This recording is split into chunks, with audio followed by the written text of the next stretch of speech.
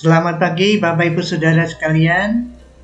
Selamat datang dalam acara Sarapan Sabda bersama saya Pak Saparman.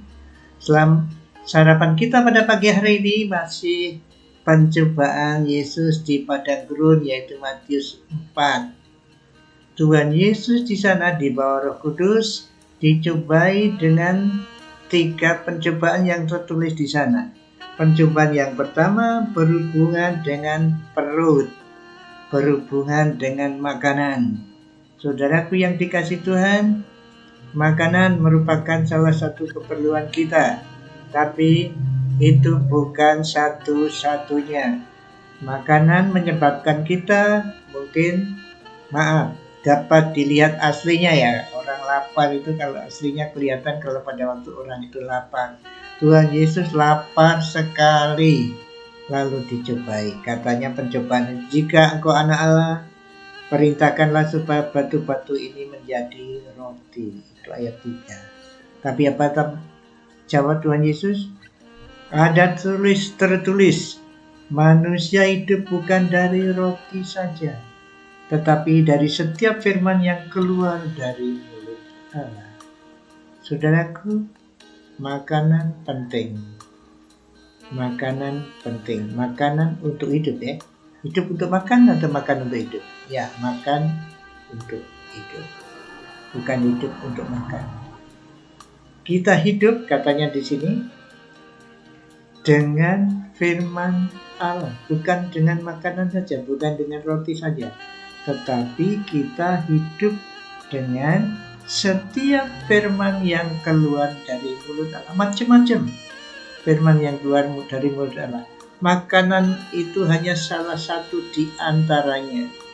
Jadi kita mementingkan melakukan firman Allah. Baik dalam hal mencari makan, harus seturut dengan firman Allah. Tidak menunjukkan kehebatannya dia mencari makanan, tetapi menunjukkan bagaimana cara Allah memberikan kita kekuatan untuk mencari makan. Seperti Tuhan Yesus bisa saja membuat batu menjadi roti, tapi dia tidak mengatakan kita hidup bukan dengan makanan saja, tetapi melalui firman Allah. Kemudian Tuhan Yesus dicobai yang berikutnya itu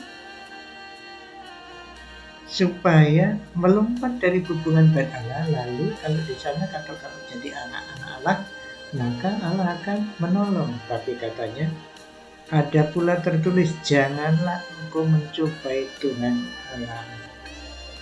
Ini mungkin boleh dikatakan kesombongan. Kalau anak Allah ya coba lompat dari bait Allah, nanti akan ditatang oleh tangan Tuhan. Malaikat-malaikat akan menolong. Jangan seperti ini. Tuhan Yesus mengatakan janganlah engkau mencobai Tuhan. Allah itu baik, tapi jangan dicobai kebaikannya. Memang sudah baik, tidak usah diuji, tidak usah dicobai. Tapi Allah itu memang sudah baik. Jadi janganlah engkau mencobai Tuhan. Janganlah engkau menyombongkan diri bahwa engkau adalah anak Allah. Kita semua anak-anak Allah. Kita semua adalah anak-anak raja. Tapi marilah kita hidup selayaknya sebagai anak Allah.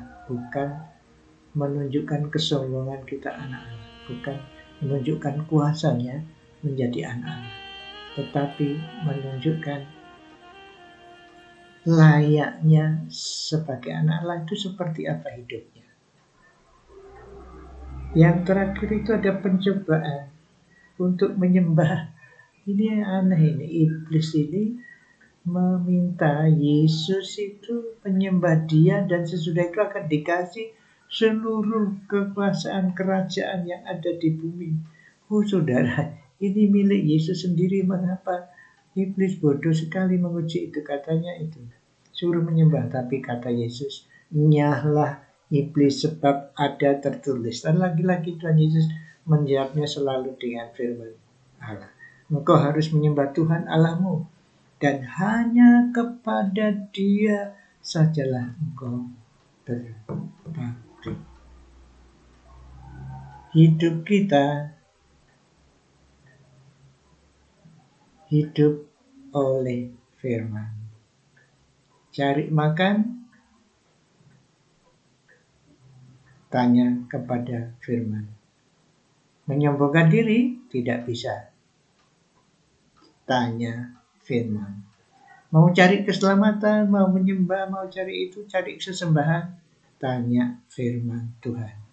Bukan menurut pikiran kita. Oh, pikiran kita mungkin batu itu, bintang itu yang menyelamatkan, matahari itu yang patut kita sembah, atau patung itu yang kita sembah. Oh, sungai itu yang meloloskan saya dari kebanjiran, saya tidak lolos, jadi saya sembah pada. Tidak. Tanya firman Tuhan. Apapun masalah saudara, tanya firman. Soal keselamatan apalagi, tanya firman Tuhan. Soal sesembahan, tanya firman Tuhan. Firman Tuhan, ya dan amin. Firman Tuhan menunjukkan jalan hidup kita. Firman Tuhan memang bisa dipengkok-pengkokkan oleh iblis, tapi firman Tuhan tetap firman Tuhan. Jadi mari kita hidup menurut firman Tuhan. Kita bisa lepas dari pencobaan kalau kita menuruti firman Tuhan. Yesus lepas dari 3 pencobaan dan hidup lolos. Yesus lulus, telah dicobai oleh iblis dan siap untuk pelayanan. Perhatikan kembali lagi, saya ulangi mengenai persiapan Yesus melayani itu adalah yang pertama dikenalkan oleh Yohanes Pembaptis, kemudian dibaptis, kemudian diperkenalkan oleh Roh, dideklarasikan oleh Roh Kudus dan Allah Bapa dengan suara dari langit. Yang ketiga, diakui oleh iblis, bahwa iblis kalah, pergi, iblis suruhnya. Jadi Yesus, Mesias yang dinubuatkan para nabi, penyelamat Israel dan penyelamat bangsa-bangsa seluruh dunia, layak untuk memberikan pelayanannya kepada Israel waktu itu dan kepada kita sekarang. Betul-betul dia berhak menjadi Mesias, penyelamat dari dosa, Raja segala raja. Nah, kita nanti akan lihat sesudah ini apa yang dilakukan oleh Yesus. Sesudah masa kanak-kanaknya dipersiapkan, dibuktikan oleh Matius, dia keturunan Yehuda, jadi berhak menjadi raja. Kemudian dia lahir dari Roh Kudus sehingga bukan saja raja tapi raja segala raja. Dibuktikan juga disembah oleh raja-raja non-Yahudi, orang Majus. Jadi dia raja segala raja. Kemudian diperkenalkan oleh Yohanes Pembaptis, pionirnya, diakui Allah Bapa dan Roh Kudus, dan diakui oleh musuhnya yang sudah kalah, yaitu iblis. Maka dialah raja segala raja, penyelamat manusia. Puji syukur atas hebatnya, luar biasanya, kemuliaannya, kekuasaannya Tuhan kita Yesus Kristus. Amin. Mari kita berdoa. Tuhan, terima kasih Engkau layak kami sembah. Engkau yang mengajarkan kami menaati firman-Mu, biarlah kami taat kepada firman-Mu, menurut firman-Mu. Biarlah hari ini hidup kami Kau tuntun dengan firman-Mu, dan kami rasakan tuntunan-Mu dengan nyata. Pada waktu kami berusaha mencari rezeki, pada kami berusaha melayani orang lain, pada waktu kami berusaha berbuat baik kepada sesama kami. Pada waktu kami Engkau beri tanggung jawab memelihara keluarga kami. Terima kasih Tuhan, firman-Mu menuntun kami. Dalam nama Tuhan Yesus, amin.